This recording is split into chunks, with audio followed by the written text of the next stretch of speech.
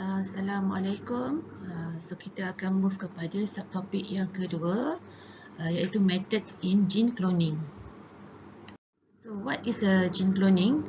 So gene cloning actually is a process to produce genetically identical copies of certain genes or DNA fragments. Usually involve plasmids as a vectors and bacteria as a host cells. Okay, so secara overview kalau kita lihat figure ni overview, step yang pertama adalah melibatkan isolation. Kita lihat kat sini so dia isolatekan plasmid. Okay, so dia isolate plasmid. So plasmid ni kat mana? So plasmid ni terdapat dalam bakteria E. coli. Okay, so dia ada plasmid. Okay, yang di sini pula kita isolatekan DNA. So, isolate DNA daripada mana? Sel, daripada sel. Okay, sel yang mengandungi DNA that containing gene of interest, gene yang kita nak. Okay, kita isolatekan DNA dia. Okay, so now kita dah isolatekan plasmid dan dah isolatekan DNA. Okay, seterusnya apa yang kita akan lakukan? Kita akan cut. Okay, cut plasmid dan juga cut cells DNA ni dengan menggunakan enzim yang sama, restriction enzyme, the same restriction enzyme we use to cut plasmid and also to cut the DNA, okay, to get the gene of interest. Okay, so ingat balik kepada restriction enzyme. Satu contoh yang biasa kita gunakan restriction enzyme adalah contohnya E. coli. Not E. coli but EcoR1. Okay. So, EcoR1. Okay, EcoR1. Okay, this is for an example. We use the enzyme, restriction enzyme EcoR1. So, what is the restriction sequence for the EcoR1? Because for every enzyme, it have the specific restriction sequence. So, for EcoR1, the restriction sequence is what? GAATTC. Okay, so GAATTC.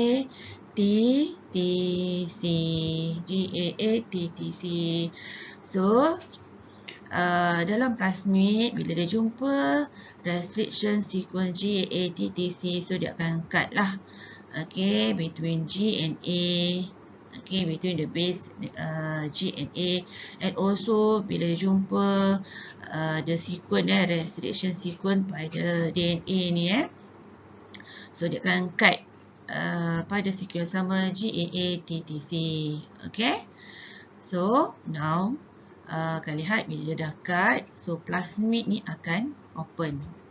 Okay, like this dia akan terbuka dan kita juga akan dapat gene of interest lah. Okay, so dia ada yang merah ini adalah gene of interest. So bila cut by using the enzyme restriction enzyme yang sama, contoh EcoR1 ni, so inilah fragment yang merah ni yang ada sequence GAATTC dalam keadaan palindrome. Ingat balik tak? Okay, apa itu palindrome? Rujuk balik nota saya sebelum ni. Okay, video saya sebelum ni So yang merah ni adalah gene of interest. So yang ini kita tak nak lah, ini adalah fragment yang lain So kita nak yang merah gene of interest. Okay, seterusnya apa yang kita buat? Kita akan masukkan gene of interest. Okay, so kalian lihat yang di one lah segmen ni. Okay, ada gene of interest ni.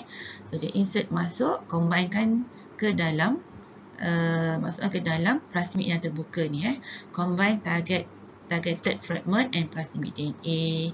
Okay, and then after that kita akan gunakan modifying enzyme iaitu DNA ligase, di mana DNA ligase ni akan join ataupun seal this fragment, okay, plasmid and also the gene of interest together.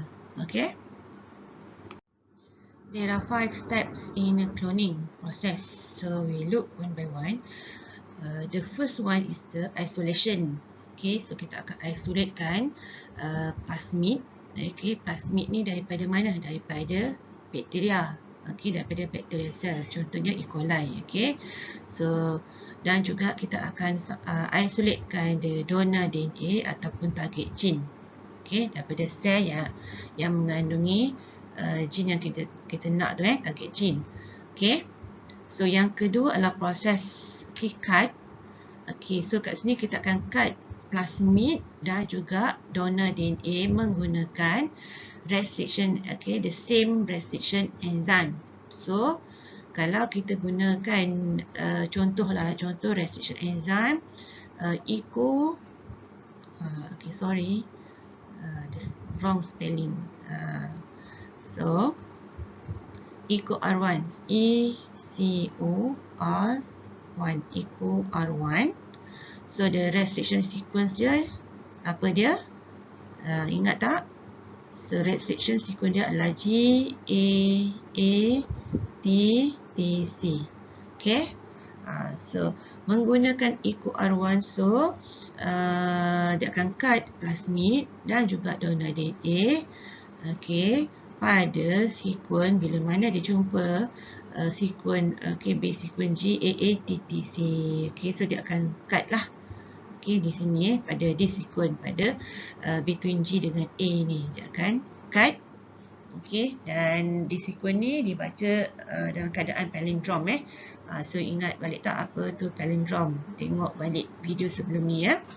Okay, so dia akan hasilkan apa when we cut by using the same restriction enzyme. So dia akan produce complementary sticky ends. Okay, complementary sticky ends. Okay, yang ketiga adalah proses insertion. Okay, kita akan insertkan DNA fragments. Okay, so bila tadi dah cut, so dia akan hasilkan the fragments. Okay, DNA fragments ataupun target gene ni, so kita akan insert masuk ke dalam plasmid. Insertion of DNA fragments or target gene into plasmid. Dan seterusnya dia akan proses seal atau join together this fragment dan plasmid by enzyme ligase. Okay, by ligase, DNA ligase.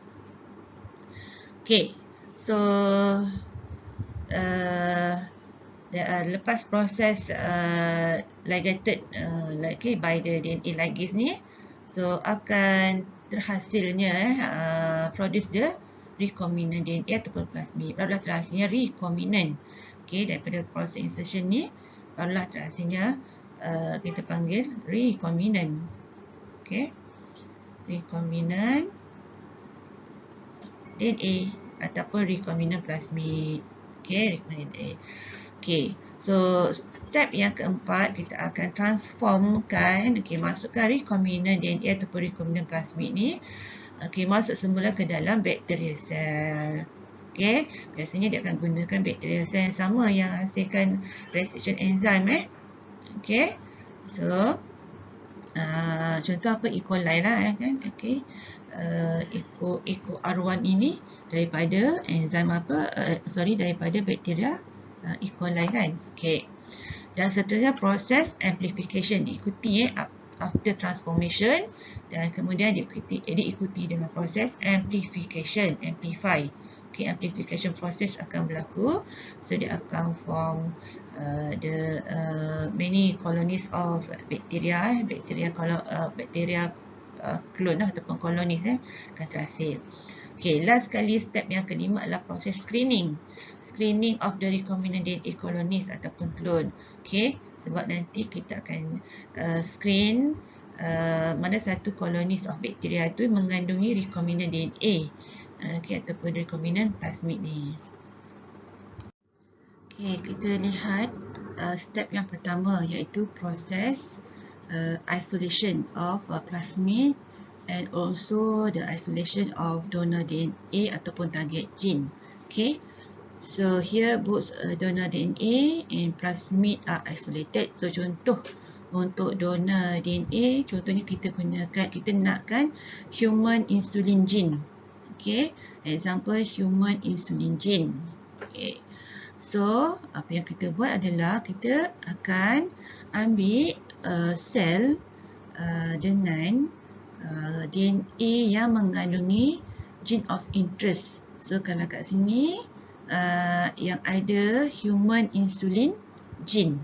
Okay, human insulin gene. Dan this gene ni terdapat pada sel iaitu sel pankreas. Itu contoh. Okay, contoh kita gunakan insulin gene, human insulin gene. Okay, kita nak keluarkan the insulin gene ni.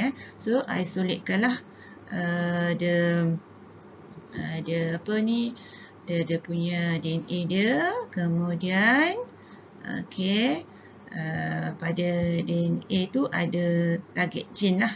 Okay, ada target gene iaitu human insulin gene. So, kita isolatekan. Okay, so contoh kat sini ini contohnya ini adalah DNA lah. Okay, okay, ada DNA yang mengandungi target gene. Okay, yang mengandungi target gene, yang mengandungi human insulin gene. Okay, this one kita isolate. Okay, begitu juga kita isolatekan juga plasmid lah. So, plasmid ni daripada mana kita isolate? Daripada Bacteria E. coli. Okay, so plasmid ni ada dalam bakteria. Itu saya cerita kenapa, apa pentingnya plasmid tu pada bakteria tu sendiri. So, cari pada video sebelum ni. So, kita isolatekan the plasmid. Okay, donor DNA ni pula, sebab kita akan ambil sel ni bukannya dia punya DNA ni tak perlu banyak. Kita ambil just satu sahaja. Contohlah daripada sini proses step isolatekan the DNA daripada this cell. Okay, the donor DNA ni kemudian kita amplify using PCR. PCR ni adalah satu teknik untuk kita perbanyakkan. Okay, perbanyakkan the DNA yang mengandungi the target gene ni. So, tak perlulah kita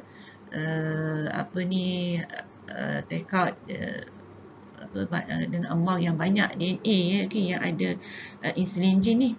Okay, dalam amount yang sedikit pun cukup, dan kemudian kita akan amplify menggunakan PCR. Okay, perbanyakkan dia guna polymerase chain reaction. Okay, teknik polymerase chain reaction.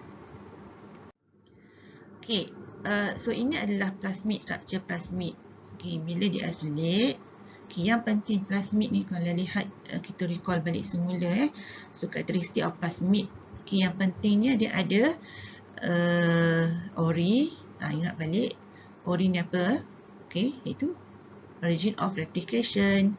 Dia ada ampicillin resistant. Okay, so ampicillin ini adalah antibiotik lah. Okay, resistant tentang kepada antibiotik jenis ampicillin. Okay, so ampicillin resistant. Dan juga satu lagi LAC-ZAC ni. Okay, so kita panggil dia 2 marker genes. Okay, so this plasmid here carries 2 marker gene. Okay, restriction site tu terdapat di dalam inside the LAC-ZAC ni. LAC-ZAC. So, LAC-ZAC ni awak kena tengok balik semula chapter 6 pada subtopik lactose. Okay, lactose operon. Okay, so pada structure lactose operon tu dia ada satu structure. Okay, dia punya sistem. Okay, dia ada LAC-I. Lepas tu dia ada promoter, operator. Kemudian dia ada 3 structural gene lah kita panggil. Dia ada LAC-ZAC, okay, LAC-Y dan juga LAC-A. LAC-A pada this operator. Ni tengok, nanti tengok balik. Okay, chapter 6 lactose operon. So, LAC-ZAC ni, okay, so bila the operon ini aktif, okay, lactose operon ni cerita bila ada lactose dalam keadaan ada lactose lah. Okay, lactose ni ada lactose. So, LAC-ZAC ni dia structure gene iaitu LAC-ZAC dia akan ditranscribe. Okay, sikat mRNA dan seterusnya dia akan translate. Okay, so translate untuk menghasilkan satu enzim daripada LAC-ZAC tu, kita panggil dia beta galactosidase. Okey, yang seterusnya nanti kita akan sentuh dengan lebih detail lah apa kepentingan beta-galactosidase. Okey, ceritanya sekarang ni, okey, pada plasmid ni, okey, di sini, okey, restriction site ni yang di mana proses seterusnya dalam proses cut tu, dia akan potong di bahagian sini yang kalian lihat di sini juga adanya lag-zag. Okay, the restriction site is inside the lag-zag. Okay, so nanti dia akan potong dan menyebabkan lag-zag ni jadi unfunctional, tidak berfungsi. Kalau tak berfungsi, maksudnya dia tak akan menghasilkan beta-galactosidase kat sini. Okay, kenapa? Sebab restriction site yang ada restriction sequence di mana the enzim, restriction enzim akan cut plasmid tu terdapat di sini. Okay. Step yang kedua adalah cut of plasmid and donor DNA with the same restriction enzyme. Okay. So bila kita cut dengan same restriction enzyme, so dia akan produce complementary sticky end. Okay. So kat sini dia akan cut the same palindrome base sequence. Apa itu palindrome base sequence? So contoh, in this case digunakan EcoR1. Apa itu EcoR1? EcoR1 adalah restriction enzyme dia lah. Okay, restriction enzyme EcoR1 dia ada restriction site ataupun restriction sequence dia iaitu GAATTC. Okay, so palindrome base dalam keadaan palindrome, okay, palindrome base sequence. So bila dibaca dalam arah yang berbeza, okay, dia akan give the same sequence. Okay, so dari sini daripada for this strand in opposite direction, bila kita baca dia akan hasilkan sequence yang sama, GAATTC juga. Okay, so both strand of DNA ni mesti dalam keadaan palindrome base sequence. Okay, so pada plasmid dan juga donor DNA ni dia mempunyai, ini dia akan baca same palindrome base sequence lah, sebab kita gunakan same restriction enzyme iaitu EcoR1. So dia punya base sequence dia pun sama untuk kedua-duanya. So kalau di sini ini adalah plasmid, okay, plasmid dan kita gunakan EcoR1 sebagai restriction enzyme. Okay, ini adalah base sequence adalah GAATTC dalam keadaan palindrome. Ni palindrome. Okay, so dia ada GAA. Okay, satu lagi strand pun sama GAATTC bila baca dalam in opposite direction kan. Itu kita panggil dia palindrome. Okay, so dia akan cut lah. Okay, dia akan cut between G dengan A. So bila dia jumpa dia suka, dia akan cut antara G dengan A, dia akan cut. So dia akan hasilkan 1000 fragment. Okay, kalau plasmid tu akan hasilkan 1000 of DNA plasmid, cut DNA plasmid, 1000 of kalau pada donor DNA dia akan cut donor DNA fragment, 1000 of donor DNA fragment. Okay, selagi dia jumpa, bagaimana dia jumpa the base sequence GAATTC, selagi itulah dia akan cut. Tu dia akan hasilkan 1000 of fragments. Kalau pada DNA donor tu dia akan hasilkan banyak fragments je. Kalau pada plasmid, satu plasmid ni dia akan terbuka lah. Okay, dia plasmid dalam keadaan ring ni. Okay, so bila restriction enzyme dia gunakan untuk cut the plasmid, so plasmid dia akan terbuka macam ini. Okay, so akan terbuka, akan buka. Okay, so kalau pada foreign DNA pula, okay, dia akan cut selagi mana dia jumpa the restriction sequence GAATTC, dia akan cut. So dia akan hasilkan fragment yang banyak lah. Okay.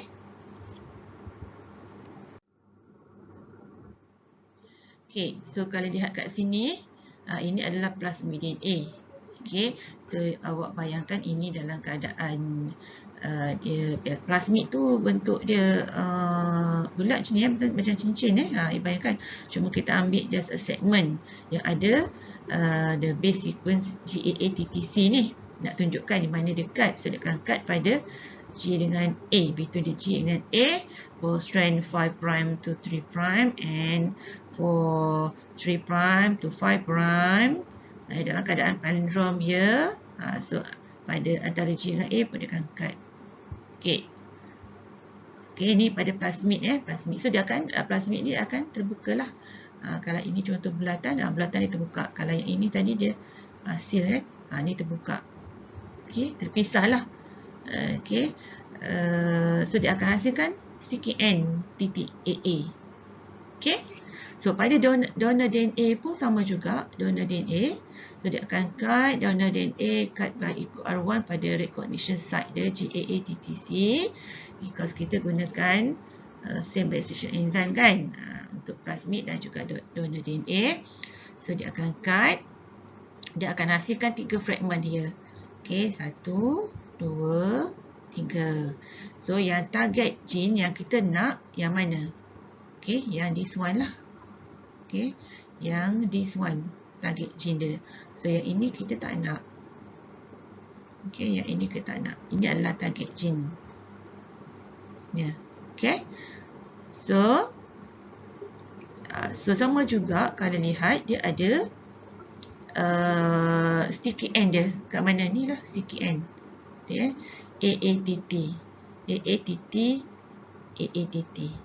Okay, pada plasmid DNA yang this one sticky end dia. Okay, sticky end. So dia akan hasilkan complementary.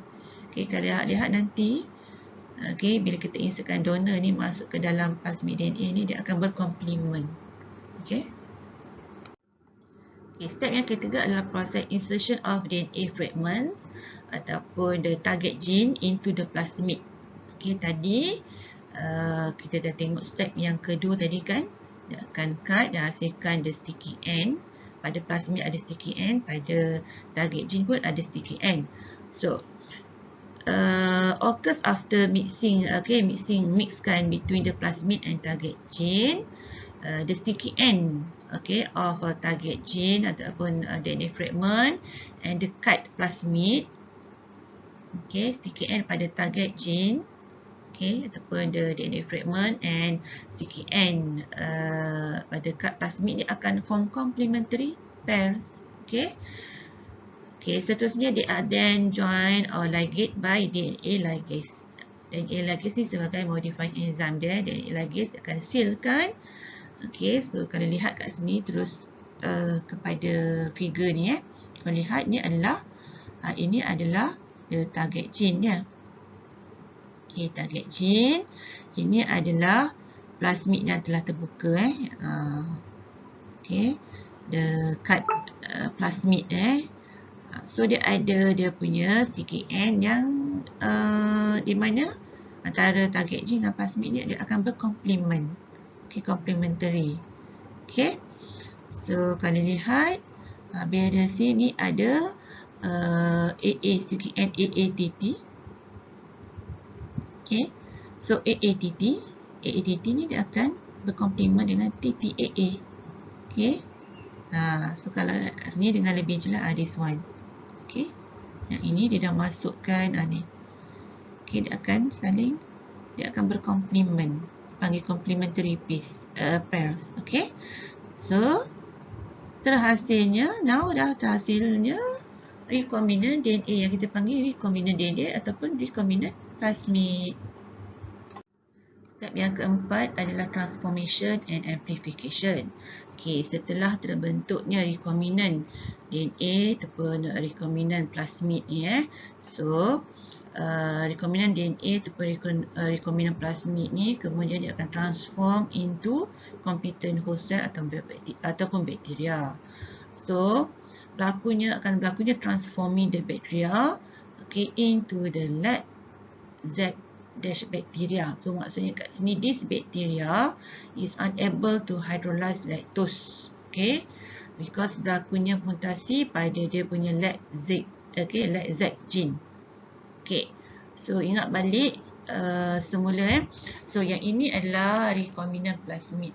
Okey, recombinant plasmid dan proses terbentuk dalam proses pembentukan recombinant plasmid ataupun recombinant DNA sebelum tu adalah proses di mana dia akan cut the plasmid. Okay, yang ini cut the plasmid and also the cut the DNA, the target gene ataupun gene of interest by using the same restriction enzyme. Okay, bila dia cut the plasmid, okay, pada bahagian LAC-Z ni jadi tidak berfungsi, non-functional LAC-Z. LAC-Z gene ni jadi tidak berfungsi, non-functional, sebab LAC-Z ni berada pada kawasan kita panggil restriction site. Ni kawasan restriction site. So dia dah jadi tidak berfungsi. Peranan LAC-Z ni adalah di mana dia akan menghasilkan satu enzim dipanggil beta galactosidase. Dan this enzyme beta galactosidase ni dia akan hydrolysekan the lactose lah. Dia akan hydrolysekan lactose. Okay, gula lactose hydrolyze. Tapi bila dalam keadaan LAC-Z, okay, dash bacteria, so maksudnya this bacteria mengandungi plasmid yang LAC-Z nya tidak berfungsi. Ni non-functional LAC-Z. Okay, so kita panggil LAC-Z dash bacteria. Okay, kalau lihat kat sini ni. Okay, so kalau lihat ni plasmid recombinant DNA ataupun recombinant plasmid dan LAC-Z nya telah terpotong jadi non-functional di sini. Okay. So kita panggil bakunya transformation pada bakteria tersebut lah. Dan seterusnya diikuti dengan proses amplification. Okay, proses occur ke mana bakteria E. coli ni dia akan amplify lah untuk menghasilkan banyak lagi clone of bacteria. Okay, figure ni tunjukkan ni hybrid plasmid ni maksudnya adalah recombinant lah. Nanti takut awak confuse pula, ini dah this plasmid ni kita dah panggil recombinant DNA, recombinant DNA ataupun recombinant plasmid sebab dia dah ada human DNA, okay, containing gene of interest. Okay, so dia ada gene of interest kat sini, dia dah insert dalam plasmid. Okay, sebab tu tulis hybrid plasmid ataupun recombinant DNA ataupun recombinant plasmid lah. So di mana dia akan mixkan dengan dia akan masukkan dengan bakteria. Dalam ni ada bakteria. Okay, bakteria plasmid ni dia akan mixkan sekali, okay, in a closed media. Di mana kemudiannya akan ada bakteria yang akan transformation of bakteria berlaku, di mana bakteria ni akan take up the hybrid plasmid ni. Okay, kalau lihat this bakteria ni dah ada recombinant DNA ataupun recombinant plasmid. Okay, kemudian nanti dia akan culturekan bakteria ni dalam media. So only the transformed bacteria yang mengandungi transformed bacteria those containing recombinant DNA ni dia akan divide and reproduce untuk menghasilkan colonies of clone bacteria that containing of the gene of interest. Okay, so kalau lihat dalam this petri dish ni lah, dapat kita lihat ada banyak colonies of bacteria kat sini. Okay. Cuma di sini akan ada nanti dia akan hasilkan the diverse pool of bacteria, okay, daripada proses nanti amplification okay, di mana akan ada bakteria dengan recombinant DNA, with the recombinant DNA that contain the target gene. Okay, so kalian ada this one. Okay, this bacteria ada recombinant plasmid ataupun recombinant DNA dengan target gene, dan ada target gene satu clone lah, satu colonies of bacteria. Okay, mungkin yang koloni yang lain pula bakteria ni tak ada plasmid. Okay, kalau lihat kat sini untuk yang this one tak ada plasmid kan, kosong. Okay, yang this one, okay, dia tak ada plasmid langsung. Okay, kemudian yang ketiga akan ada colonies of bacteria dengan self-ligated plasmid. Dia ada plasmid tapi tak ada target gene, macam ni. Okay, ni tak ada target gene. Kalau yang ini dia ada target gene dia. Okay, contain target gene. Okay, so ini adalah kebarangkalian lah. Okay, dia akan produce diverse pool of bacteria. Bacteria yang ada recombinant DNA dengan target gene.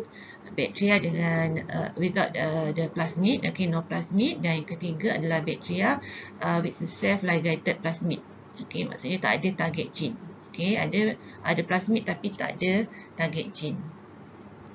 Okay, so macam mana kita nak select daripada proses tadi amplification, kita dapati ada diverse pool of bacteria yang akan terbentuk ada clone of bacteria tu. Okay, so step yang terakhir adalah proses screening. So proses screening ni ada dua prosedur. Prosedur yang pertama, kita start dengan menggunakan ampicillin. Kita culturekan bacteria dalam medium that containing antibiotic. Okay, jenis ampicillin. Okay, antibiotik ampicillin. Function ampicillin ni adalah untuk kill bacteria, to kill bacteria without plasmid.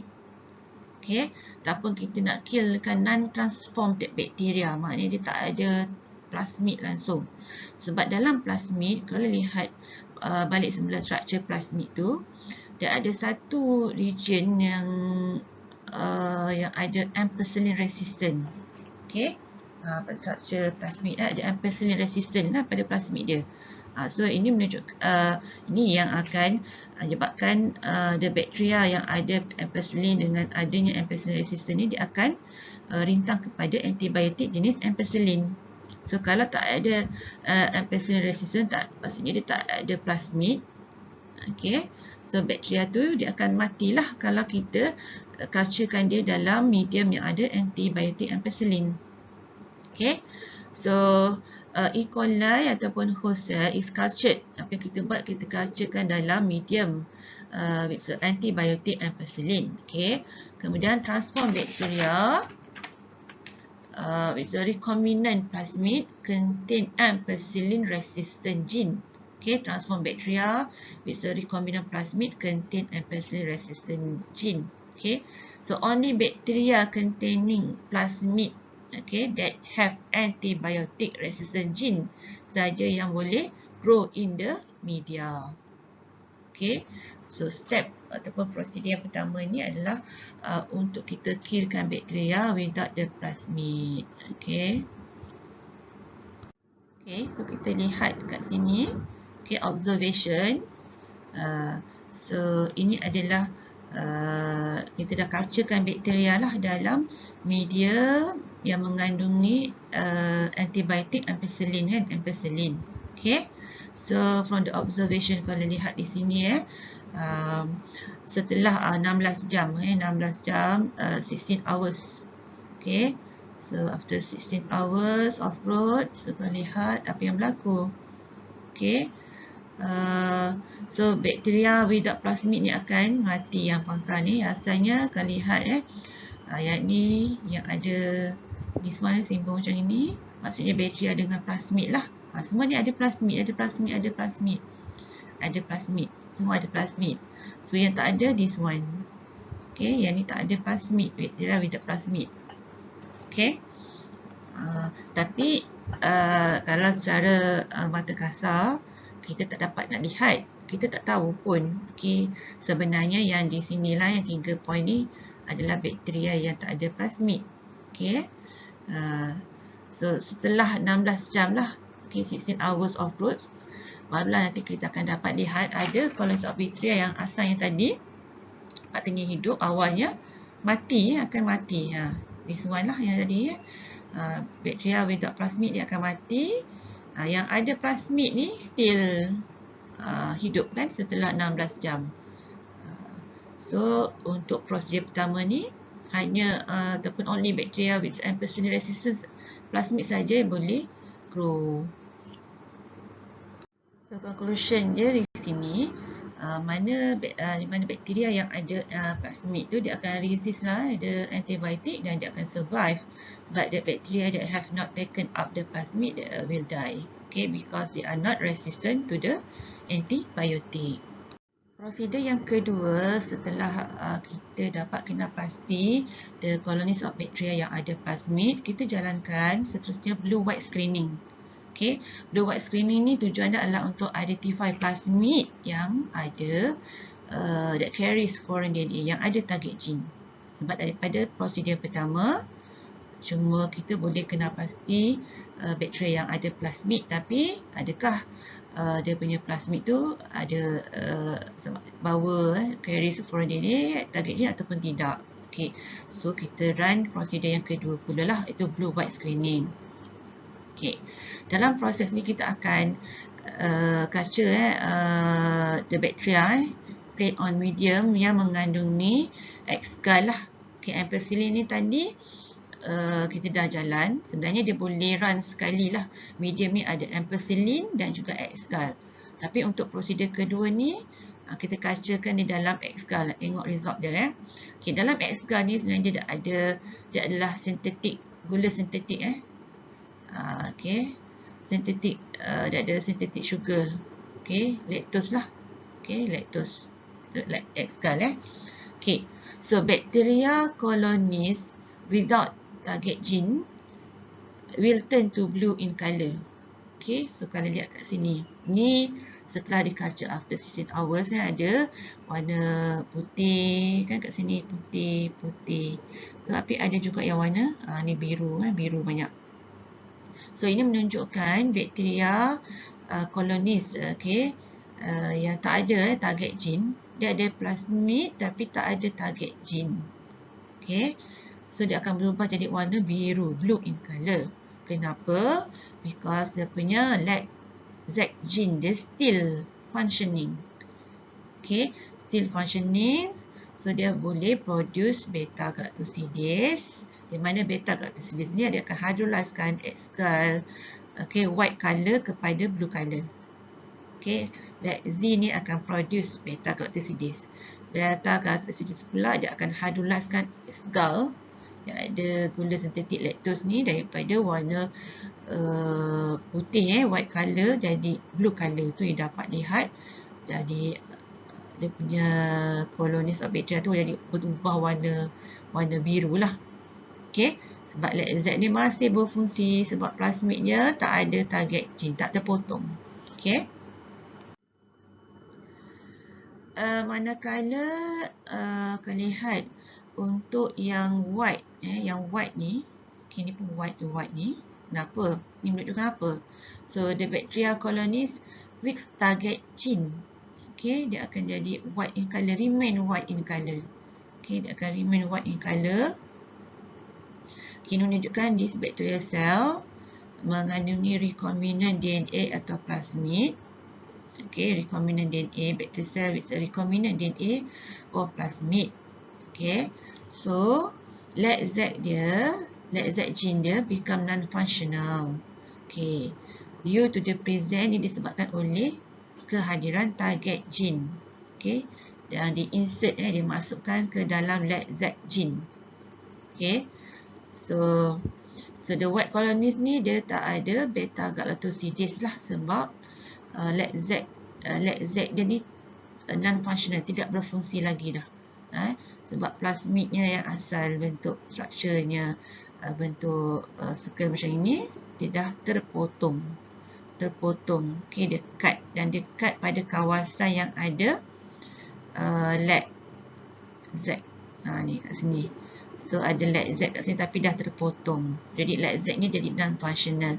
Bila Z ni non-functional, Z ni tak boleh nak menghasilkan, okay, lack beta galactosidase. Lack ataupun nol langsung, tak ada, tak dapat nak hasilkan beta galactosidase. So bila tak ada beta galactosidase, dia tak boleh nak hydrolysekan X-gal ni. Okay, so dia maintain warna white lah in color, bukan dia tak berubah jadi warna biru. Okay. Okay, so figure yang ni pun menunjukkan dia samalah. Okay, white colonies, ada white colonies here. Okay, this one the blue one. Okay, so white colonies show bacteria clone which carry recombinant DNA. Okay, dia ada, ni adalah bacteria, colonies of bacteria yang kita nak. Okay, so warna jadi putih, bukan biru macam yang sebelah ni, sebab plasmid dia with a non-functional Z ni tidak berfungsi lagi. So beta galactosidase cannot be synthesized, seterusnya dia tak boleh nak hydrolysekan X-gal. Okay, ni sekali lihat ni plasmid dengan insertion. Okay, plasmid with insertion maksudnya ni adalah recombinant. This one adalah di side ni semua ni adalah recombinant DNA lah, ada recombinant DNA ataupun recombinant plasmid. Okay, so let's say gene dia non-functional. Okay, jadilah white colonies. So yang this one plasmid, dia ada plasmid tapi without insertion. So ini kita boleh panggil dia recombinant DNA ni. Okay, without insertion, tak ada apa-apa. Plasmid ni tidak terpotong. So let's say gene dia still berfungsi, functional. Okay, functional. So dia akan hydrolysekan di X-gal. Okay, jadi warna blue. Okay, blue colonies. Okay, so kalau kita recall semula, okay, dia starting dengan proses yang mana proses cut plasmid ni cut plasmid. Okay, ini adalah kata intake plasmid, kemudian with the restriction enzyme to cut the plasmid pada restriction site. Okay, okay, dia here the restriction site dia akan cut. Okay, so di sini juga ada lactate. So bila dekat menyebabkan plasmid ni, okay, dia punya lactate dia jadi non-functional lah. Okay, so seterusnya diinsertkan the foreign DNA ni, okay, masuk ke dalam plasmid dan terhasilnya recombinant plasmid. Okay, dengan lactate dia negatif, maksudnya lactate tu jadi non-functional. Okay, so kalau kat sini asal sebelum dia cut lactate positif, maknanya masih lagi berfungsi. Okay, dengan ada ampicillin resistant. So ini adalah plasmid yang asal ada ampicillin resistant dan lactate dia pun masih lagi positif lah. Okay, masih lagi berfungsi. Tapi setelah proses cut, dia cut by using the restriction enzyme, dan kemudian dia insertkan foreign DNA, terbentuknya recombinant plasmid. Ampicillin resistant masih ada lagi, tapi lactate dia jadi negatif, menunjukkan lactate ni tidak berfungsi. Sebab foreign DNA dia dah insert into the middle of the lactate gene. Okay, dia masuk kat sini, dia dah insert kat middle of the lactate gene. Okay, menyebabkan lactate dia jadi non-functional.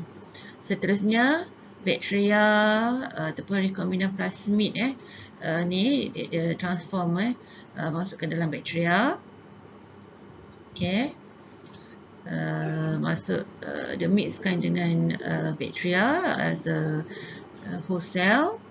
Okay, seterusnya platekan on medium yang mengandungi ampicillin dan juga X-gal.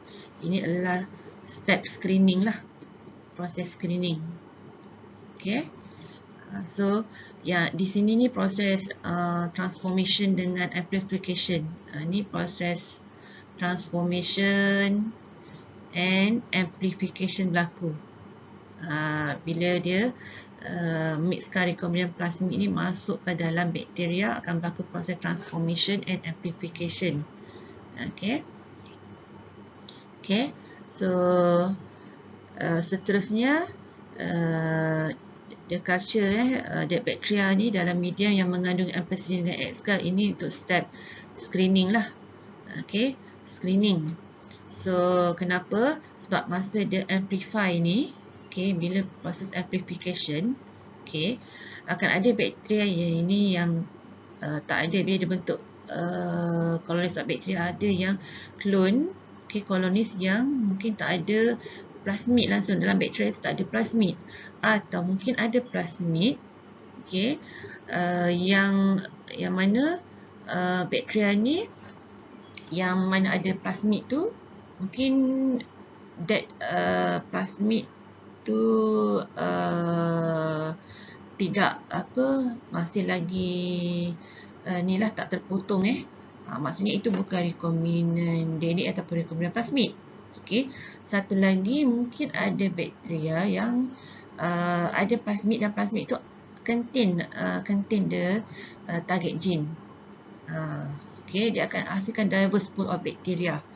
Okey, tapi kita nak bakteria yang ada rekombinant plasmid dengan gene of interest yang kita nak tu.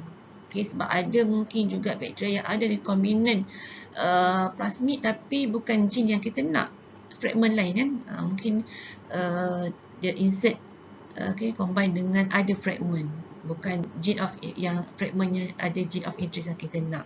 Ada banyak, akan hasilkan banyak pool diverse of bacteria. So that's why kita culturekan this bacteria, masukkan ke dalam medium that containing ampicillin dengan X-gal. Kenapa perlu adanya ampicillin? Sebab ampicillin ni nanti dia akan menyebabkan bakteria yang tak ada plasmid ni tak boleh nak hidup, will not grow. Bakteria without plasmid will not grow. Okay, tak ada plasmid, dia tak ada ampicillin resistant. So, bakteria tak boleh nak bertahanlah pada this antibiotic ampicillin, medium yang ada ampicillin ni. Okay, tapi bakteria yang ada plasmid, dia ada ampicillin resistant, so dia boleh survive lah. Okay, kemudian X-gal pula. X-gal ni nak pastikan bakteria yang ada plasmid dan plasmid tu terpotong. Maksudnya dia akan form recombinant DNA ataupun recombinant plasmid lah. Okay, so bacteria with an intact plasmid, dia akan produce beta-galactosidase. Okay, di mana this enzyme beta-galactosidase ni dia akan hydrolysekan X-gal, dan menyebabkan colonies of bacteria tu dia akan turn jadi warna biru. Okay, manakala bakteria yang ada recombinant plasmid, okay, dia tak boleh nak synthesize beta-galactosidase. Okay, because dia punya lactate-nya tidak berfungsi. Okay, so dia akan menyebabkan colonies of that bacteria tu remain warna white. White tu tidak berubah lah, remain kekal warna putih. Sebab bakteria asal tu bila bentuk colonies pada medium ni semua warna putih kan, warna putih, tapi bila berlakunya kita biarkan dia tidak balas dengan X-gal, so yang warna putih tu akan berubah jadi warna biru nanti sebab ada tidak balas kepada penghasilan beta-galactosidase pada bakteria yang ada intact plasmid. Bakteria dengan plasmidnya tidak terpotong, intact. Okay, plasmid ni maknanya bakterianya tidak, plasmid tidak terpotong dan dia mampu hasilkan beta-galactosidase. Seterusnya dia boleh this enzyme ni beta-galactosidase dia akan hydrolysekan X-gal. Itu menyebabkan kolonis berubah jadi warna biru, daripada putih jadi biru. Okay, so conclusion dia, a white colony consists of bacteria carrying a recombinant plasmid. So kita dapatlah select hanya bakteria, kita select hanya bakteria yang carrying recombinant plasmid saja yang kita akan pilih. So ini adalah conclusion lah untuk screening. Okay, bakteria ataupun host cell with a non-recombinant plasmid ataupun non-recombinant DNA have functional like Z, dia akan form blue colonies. So kenapa? Because it's able to produce beta-galactosidase and hydrolyze X-gal. Okay, so manakala bakteria, okay, yang this one bacteria ataupun host cell with recombinant plasmid or recombinant DNA have non-functional like Z, will form white colonies because it's unable to produce beta-galactosidase and seterusnya unable to hydrolyze the X-gal. That's all.